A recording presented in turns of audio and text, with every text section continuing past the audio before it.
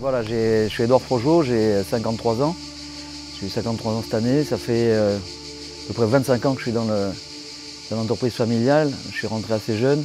Quand je dis 25 ans, ça fait 25 ans que je suis vraiment impliqué dans l'entreprise parce que j'ai commencé mes premières armes, je devais avoir 14 ans en changeant des piles à l'atelier de réparation.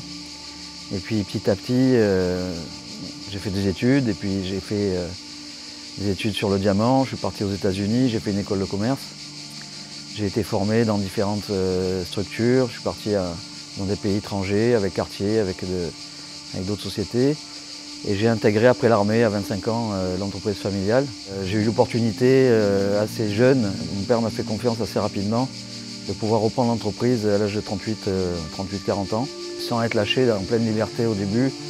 En travaillant avec mon père, on a développé cette entreprise en se servant des opportunités qui se présentaient à nous. Et puis voilà, aujourd'hui je dirige pleinement cette entreprise. Mon père est toujours là avec sa bienveillance pour continuer à transmettre son savoir-faire.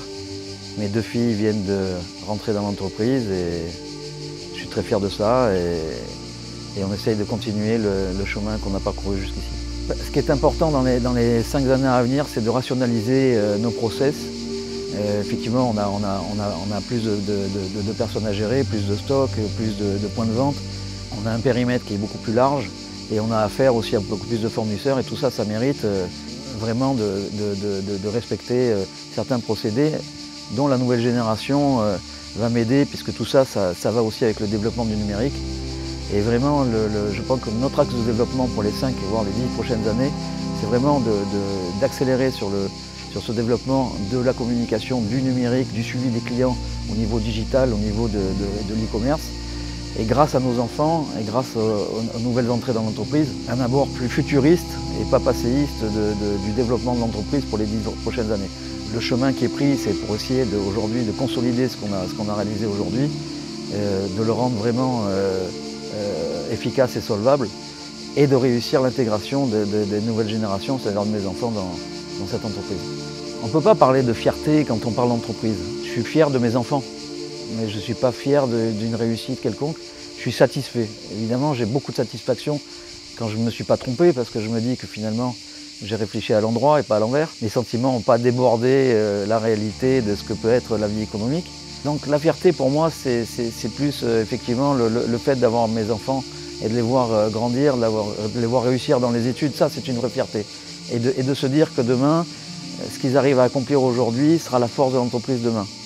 Voilà. Et personnellement, je ne suis pas quelqu'un de fier dans le sens du terme. Je suis plutôt quelqu'un d'heureux, voilà, de satisfait, de pleinement heureux quand j'accomplis quelque chose.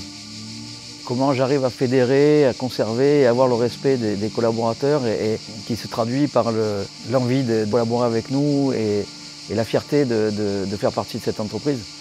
Je crois que c'est le principe d'une maison familiale. Une gestion assez paternaliste, un grand respect des collaborateurs, un grand respect de ce qu'ils apportent à l'entreprise. L'entreprise ne se fait pas seule, elle se fait avec des humains.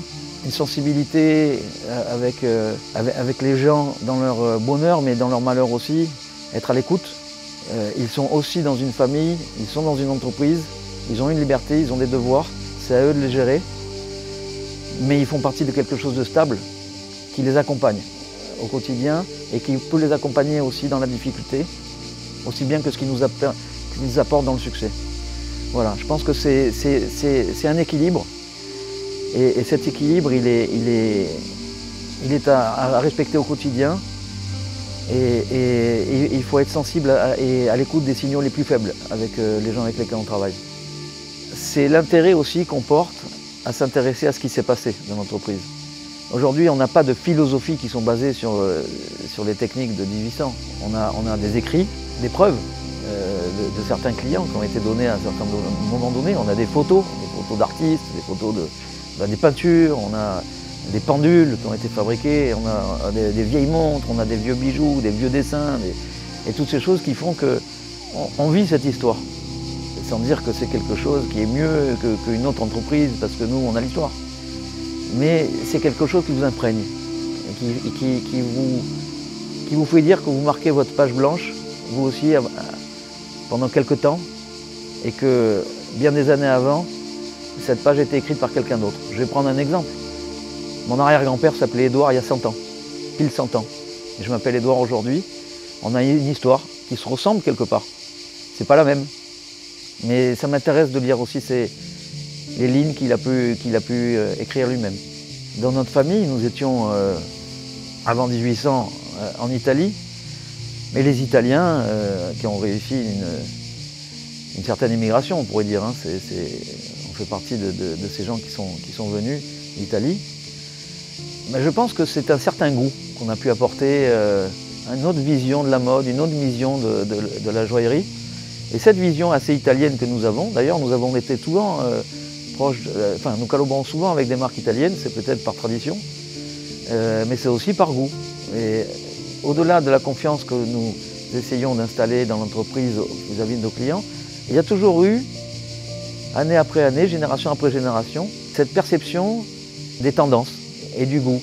Alors peut-être que ça vient de ce côté italien, peut-être pas. J'ai toujours entendu dire qu'on avait souvent raison trop tôt.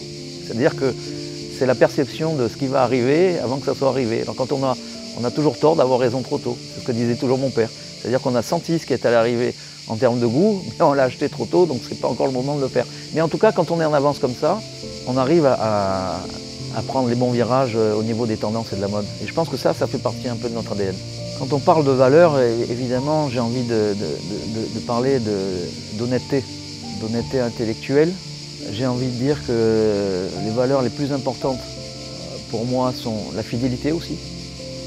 Être fidèle, en règle générale, en amitié, dans le travail, avec ses collaborateurs, avec ses clients. Et aussi la simplicité. Voilà. C'est une des valeurs qui me va bien, que j'aime travailler, la simplicité. On trouve toujours une solution dans les choses les plus simples. Et cette simplicité, quand on l'applique sur des choses qui sont des valeurs réelles, je pense que c'est une des valeurs qui est importante pour moi aussi.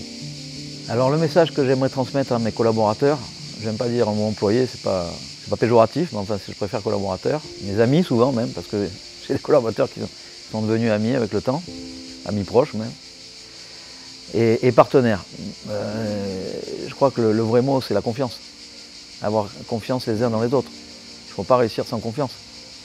Ayez confiance en ma vision, ayez confiance en, quelque part, ma personnalité, mon savoir-faire, chacun est unique en tant qu'entrepreneur. Moi, j'ai un énorme respect pour les gens avec qui je travaille. Que ce soit les collaborateurs, certains partenaires aussi. On a besoin des partenaires commerciaux, on a besoin des partenaires financiers. Sans partenaires financiers, je ne serais pas où j'en suis. Et j'ai la chance d'avoir aujourd'hui de bons partenaires, solides, qui m'ont aidé dans des moments un peu plus difficiles, qui m'aident quand j'ai besoin de saisir des opportunités. Pareil au niveau commercial, je pense qu'on a la confiance des partenaires commerciaux qui nous entourent. Et c'est ce qui nous permet aujourd'hui de réaliser de nouveaux projets. Et évidemment, la confiance de ses propres collaborateurs qui sont là pour défendre l'entreprise, porter le drapeau. L'adjectif qui correspondrait le mieux à cette réponse, c'est la confiance. Quel mot je dirais à mes enfants ? Déjà que je suis fier de vous, les enfants, et que j'ai confiance en vous. Mon père a eu confiance en moi. Mon grand-père a eu confiance en mon père. Mon arrière-grand-père a eu confiance en mon grand-père. Voilà. Et je pourrais même en rajouter l'arrière-arrière-grand-père, mais là ça remonte à très loin. Mais voilà, ce que je vous dirais à mes enfants, c'est que j'ai confiance en eux. Ils auront des doutes, ils auront des difficultés, comme tout le monde, comme j'en ai eu. Mais j'essaierai d'être là, de donner des conseils, d'être bienveillant, comme mon père l'a été à mon égard. Et j'espère de tout cœur que cette entreprise continuera à perdurer sans traverser trop de crises difficiles dans la gestion d'une économie qu'on ne peut pas maîtriser.